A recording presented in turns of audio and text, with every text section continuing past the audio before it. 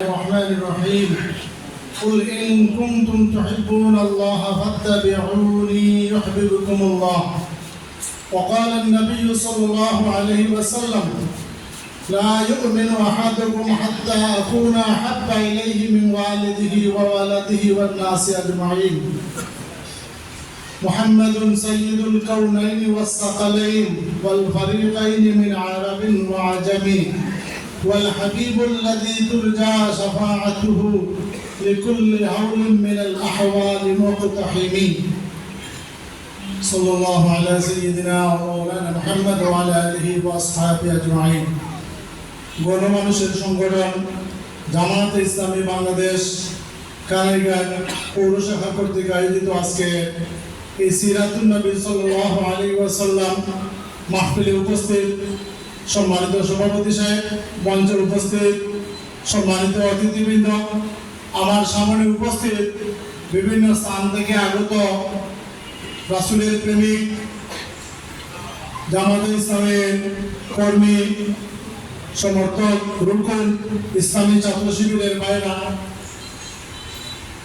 সাংবাদিকবৃন্দ, আজকে আমাদের যে বিষয়টি আলোচনা রাসূল করিম সাল্লাল্লাহু আলাইহি ওয়াসাল্লামের জীবনী নিয়ে আলোচনা, সিরাত মাহফিল। আমার মনে আছে 2012 সালের দিকে এইভাবেই একটা সিরাত মাহফিল হয়েছিল। এরপরে কিন্তু আর আমরা এভাবে উন্মুক্তভাবে জামায়াতে ইসলামী সংগঠনের নাম দিয়ে পরিষ্কারভাবে আর কোনো মিটিং করা সম্ভব হয়নি। বিভিন্ন ছড়াই উতরাইয়ের মধ্য দিয়ে এই দীর্ঘ 16টি বছর অতিবাহিত হয়েছে। আমরা সবাই জানি, সবাই জুলুমের শিকার। রাসূল করিম সাল্লাল্লাহু আলাইহি ওয়াসাল্লামের হাদিস হচ্ছে লা আনসুরান্নাকা ওয়ালাউ বা'দা হিন, অর্থাৎ মজলুম যখন আল্লাহ পাক রব্বুল আলামিনের কাছে দোয়া করে, আল্লাহ পাক রব্বুল আলামিন তার দোয়া কবুল করেন এবং বলেন যে অবশ্যই তোমাকে সাহায্য করা হবে। আমরা এই 16 বছরের ভিতরের যে জুলুম নির্যাতনের শিকার হয়ে আজকে যে এইরকম মহান একটি মাহফিলের আয়োজনে আমরা সবাই সমবেত হতে পেরেছি, আমরা মহান আল্লাহ পাক রব্বুল আলামিনের শুকরিয়া আদায় করি আলহামদুলিল্লাহ। মহান আল্লাহর কাছে দোয়া করি আল্লাহ পাক রব্বুল আলামিন আমাদের এই স্বাধীন দেশে আমরা যেভাবে আবারও স্বাধীনতা পেয়েছি, আল্লাহ পাক রব্বুল আলামিন এই আমাদের স্বাধীনতাকে অক্ষুণ্ণ রাখুন, দ্বীন ইসলামের জন্য মাহফিল করা এবং সবাইকে উন্মুক্ত করে দিন, আমিন। আমাদের আজকে রাসূল করিম সাল্লাল্লাহু আলাইহি ওয়াসাল্লামের জীবনী থেকে রাসূল সাল্লাল্লাহু আলাইহি ওয়াসাল্লামের বাল্য জীবন নিয়ে একটু আলোচনা করার জন্য বলা হয়েছে। রাসূল করিম সাল্লাল্লাহু আলাইহি ওয়াসাল্লাম এই পৃথিবীতে আগমনের আগে আরবের সামাজিক, রাজনৈতিক, ধর্মীয় অবস্থা পৃথিবীর সবচেয়ে নিম্ন স্তরে পৌঁছেছিল, যার কারণে এই যুগের নাম ঐতিহাসিকগণ দিয়েছেন আইয়ামুল জাহিলিয়াত, অজ্ঞতার যুগ, মূর্খতার যুগ। আর এর আগে আমার মাওলানা ইকবাল সাহেব যে বিবরণ দিয়েছেন, মেয়ে সন্তানকে জীবন্ত কবর দেওয়া হতো। খুব বাইতুল্লাহ শরীফের মধ্যে 360টি মূর্তি ছিল, সবার বগলের মধ্যে একটা মূর্তি ছিল, সে এটাকে রাখতো, পেশাব পায়খানার সময় রাখতো, আর ওটা আবার তুলে ওটাকে সে পূজা করতো। এত নাজুক অবস্থা ছিল যে অবস্থার পরিপ্রেক্ষিতে এই সময়ের চাহিদা ছিল একজন ত্রাণকর্তা। রাসূল করিম সাল্লাল্লাহু আলাইহি ওয়াসাল্লামকে সাইয়্যিদুল মুরসালিন, খাতামুন নবিয়্যিন হিসেবে আল্লাহ পাক রব্বুল আলামিন প্রেরণ করেন। তার জন্য শান হচ্ছে একটি হস্তি বাহিনীর একটি বছর আছে, যেটা আমুল ফিল বলা হয়, যারা কাবা শরীফকে ধ্বংস করতে আসছিল ওই বছরেই রাসূল করিম সাল্লাল্লাহু আলাইহি ওয়াসাল্লামের জন্য, এটা কেউ বলেছেন 570 খ্রিস্টাব্দ, আর কেউ বলেছেন 571 খ্রিস্টাব্দের এই 12 রবিউল আউয়াল মাস। তো রাসূল করিম সাল্লাল্লাহু আলাইহি ওয়াসাল্লামের পিতার নাম হচ্ছে আব্দুল্লাহ, মাতার নাম হচ্ছে আমিনা। রাসূল করিম সাল্লাল্লাহু আলাইহি ওয়াসাল্লামের জন্মের 6 মাস আগে তার পিতা আব্দুল্লাহ ইন্তেকাল করেন, আর জন্মের পরে রাসূল করিম সাল্লাল্লাহু আলাইহি মাত্র 2 তার এবং তার আবু লাহাবের একজন কৃতদাসী সুয়াইবা তার দুধ পান করেছিলেন। এর পরবর্তীতে আর তার মায়ের দুধ পান করার সুযোগ হয়নি। আরবের প্রথা অনুযায়ী বিভিন্ন এলাকার মহিলাগণ এসে সন্তানদেরকে নিয়ে যেতেন দুধ পান করানোর জন্য।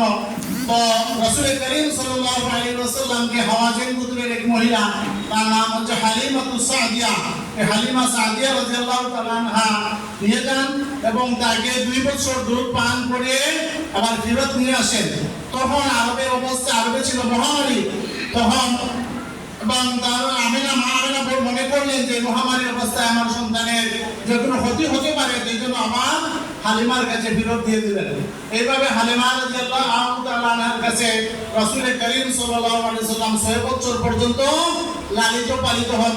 6 বছর বয়সে যখন হালিমা রাদিয়াল্লাহু তাআলা আনহা রাসূল করিম সাল্লাল্লাহু আলাইহি ওয়াসাল্লামকে এনে ফেরত দেন, তখন মা আমেনা মুহাম্মদুর রাসূলুল্লাহ সাল্লাল্লাহু আলাইহি ওয়াসাল্লামকে সাথে নিয়ে এবং রাসূল সাল্লাল্লাহু আলাইহি ওয়াসাল্লামের দাদা আব্দুল মুত্তালিবকে সাথে নিয়ে মদিনায় হয়তো রাসূল সাল্লাল্লাহু আলাইহি ওয়াসাল্লামের পিতার কবর জিয়ারতের জন্য অথবা কোনো আত্মীয়ের বাড়িতে বেড়াতে যান। মক্কা থেকে মদিনা প্রায় 500 কিলোমিটার দূরে। সেখানে গিয়ে 1 মাস অবস্থান করে ফেরত আসার সময় আবওয়া নামক স্থানে হঠাৎ অসুস্থ হয়ে মা আমেনা রাদিয়াল্লাহু আমেনা সেখানে ইন্তেকাল করেন। তখন রাসূল করিম সাল্লাল্লাহু আলাইহি ওয়াসাল্লামকে তার দাদা আব্দুল মুত্তালিব সহ মক্কায় ফিরে আসেন। এরপরে রাসূল করিম সাল্লাল্লাহু আলাইহি ওয়াসাল্লামকে দাদা আব্দুল মুত্তালিব 2 বছর পর্যন্ত লালন পালন করেন। 8 বছর রাসূল সাল্লাল্লাহু বয়স যখন 8 বছর, তখন তার চাচা দাদা আব্দুল মুত্তালিব ইন্তেকাল করেন। আব্দুল মুত্তালিবের পরে চাচা আবু তালিবের কাছে রাসূল সাল্লাল্লাহু আলাইহি ওয়াসাল্লামের লালন পালনের দান পড়ে। চাচা আবু তালিব তার মৃত্যুর আগ পর্যন্ত নবুয়তে 10 বছর পর্যন্ত রাসূল করিম সাল্লাল্লাহু আলাইহি ওয়াসাল্লামকে সার্বিক সহযোগিতা করে লালন পালন, ছোটবেলা লালন পালন করেছেন। বড় হওয়ার পর পূর্ণ অভিভাবকত্বের মর্যাদা অভিভাবকত্ব দেখে লালন পালন করেছেন, সহযোগিতা করেছেন। এর পরবর্তী যখন রাসূল সাল্লাল্লাহু আলাইহি ওয়াসাল্লামের বয়স 12 বছর, তখন রাসূল সাল্লাল্লাহু আলাইহি ওয়াসাল্লামকে নিয়ে এই চাচা আবু তালিব সিরিয়ার উদ্দেশ্যে, ব্যবসার উদ্দেশ্যে যাত্রা করেন। যাত্রা পথে এক জায়গায় বসরায় এক জায়গায় থামলেন, তাঁবু গাড়লেন। তখন এখানে একজন পাদ্রী ছিল। পাদ্রী এই মেহমান সবাইকে দাওয়াত দিল। যারা এখানে থামছে আবু তালিবের ব্যবসায়িক দল সবাইকে দাওয়াত দিল। তখন সবাই দাওয়াতে গেল এবং মুহাম্মদুর রাসূলুল্লাহ সাল্লাল্লাহু আলাইহি ওয়াসাল্লামকে এখানে রেখে গেল মানুষগুলো দেখার জন্য। তখন পাদ্রী বলল যে না, আমি তো তোমাদেরকে দাওয়াত দেই নাই, আমি দেখেছি তোমাদের মধ্যে একজন ছেলে সন্তান আছে, তাকে আকাশের মেঘমালা ছায়া দিচ্ছে, আমি তাকে চাই, তাকে নিয়ে আসো। তখন মুহাম্মদুর রাসূলুল্লাহ সাল্লাল্লাহু আলাইহি ওয়াসাল্লামকে নিয়ে আসলেন। আসার পরে পাদ্রী বুহাইরা পাদ্রী বললেন যে তার দর্শন দিয়ে দেখলেন, গবেষণা দিয়ে দেখলেন যে ইনি হচ্ছেন আখিরি জামানার নবী সাইয়্যিদুল মুরসালিন মুহাম্মদুর রাসূলুল্লাহ সাল্লাল্লাহু আলাইহি ওয়াসাল্লাম। তখন আবু তালিবকে পরামর্শ দিলেন যে তুমি এই ছেলে আগামী দিনে ভবিষ্যতের সাইয়্যিদুল মুরসালিন মুহাম্মদ সাল্লাল্লাহু আলাইহি ওয়াসাল্লাম নবী, তাকে নিয়ে বসরায় সিরিয়ায় যেও না, যাও যদি তাহলে কোন ইহুদিরা তাকে হত্যা করে ফেলতে পারে।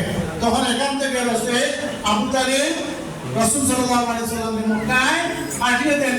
এর পরিবর্তে 15 বছরের বয়স যখন 15 বছর, তখন আরবে একটি প্রত্যক্ষ যুদ্ধ হয়েছিল হারবুল ফুজ্জার নামে, যেখানে কুরাইশ দল একদিকে আর আরবের বিভিন্ন জাতি অন্যদিকে বিরাট একটা যুদ্ধ হয়েছিল। এই যুদ্ধে রাসূল সাল্লাল্লাহু আলাইহি ওয়াসাল্লামকে তার গোষ্ঠীর মানুষ অংশগ্রহণে বাধ্য করেছিল, কিন্তু তিনি কারোর উপর কোনো আঘাত করেননি। এর পরবর্তীতে এই যুদ্ধে যে ক্ষতিগ্রস্ততা দেখে রাসূল সাল্লাল্লাহু আলাইহি ওয়াসাল্লামের মনে একটা চিন্তা জেগেছিল যে এই জাতিকে কিভাবে মুক্তি দেওয়া যায়। তখন আরো কিছু যুবক রাসূল সাল্লাল্লাহু আলাইহি ওয়াসাল্লামের চাচার উদ্যোগে একটা সংগঠন প্রতিষ্ঠিত হয়েছিল, যেটার নাম হলো হিলফুল ফুজুল। রাসূল সাল্লাল্লাহু আলাইহি ওয়াসাল্লাম ছিলেন এই সংঘের একজন সদস্য। তারা এই সময় সংঘের মাধ্যমে তখন আরবে শান্তি প্রতিষ্ঠার জন্য চেষ্টা করা হয়েছিল। এই হলো রাসূল সাল্লাল্লাহু আলাইহি ওয়াসাল্লামের বাল্য জীবন। এই যে রাসূল সাল্লাল্লাহু আলাইহি ওয়াসাল্লাম যিনি তার প্রথম দিক থেকে শুরু হয়েছে, এবং আমরা একজন সাইয়্যিদুল মুরসালিন, আমাদের যে কর্তব্য হচ্ছে যে আল্লাহ পাক রব্বুল আলামিন বলেন তোমরা যদি আমাকে ভালোবাসতে চাও তাহলে আমার নবী মুহাম্মদুর রাসূলুল্লাহ সাল্লাল্লাহু আলাইহি ওয়াসাল্লামের অনুসরণ করো, তাহলে আল্লাহ পাক রব্বুল আলামিন তোমাদেরকে ইয়াগফির লাকুম যুনুবাকুম, আল্লাহ পাক রব্বুল আলামিন তোমাদের গুনাহ মাফ করে দিবেন। আল্লাহু গফুরুর রহিম। আর হাদিস শরীফে রাসূল সাল্লাল্লাহু আলাইহি ওয়াসাল্লাম বলেন যে কোনো ব্যক্তি ততক্ষণ পর্যন্ত পূর্ণ মুমিন হতে পারে না ততক্ষণ না তার কাছে তার পিতা মাতা আত্মীয় স্বজন সবার কাছে আমি বেশি প্রিয় হব। যার কারণে আমরা সবাই আমি রাসূল সাল্লাল্লাহু আলাইহি ওয়াসাল্লামকে ভালোবাসা মানে রাসূল সাল্লাল্লাহু আলাইহি ওয়াসাল্লামের রেখে যাওয়া জীবন আদর্শকে অনুসরণ করা, রাসূল সাল্লাল্লাহু আলাইহি ওয়াসাল্লামের সুন্নাতগুলোকে অনুসরণ করা হচ্ছে রাসূল সাল্লাল্লাহু আলাইহি ওয়াসাল্লামকে অনুসরণ করা। তাই আসুন আজকের এই মাহফিল থেকে আমরা সবাই এই কথা অঙ্গীকার করে যাই যে আজকে থেকে আমরা খোদায় সব কাজে রাসূল সাল্লাল্লাহু আলাইহি ওয়াসাল্লামের অনুসরণ করব। আল্লাহ পাক রব্বুল আলামিন আমাদের সকলকে রাসূল করিম সাল্লাল্লাহু আলাইহি ওয়াসাল্লামের একজন সত্যিকার উম্মত হন এবং পরকালে রাসূল করিম সাল্লাল্লাহু আলাইহি ওয়াসাল্লামের শাফাআত নসিব করুন। ওয়া আখিরু দাওয়ানা আলহামদুলিল্লাহি রাব্বিল আলামিন।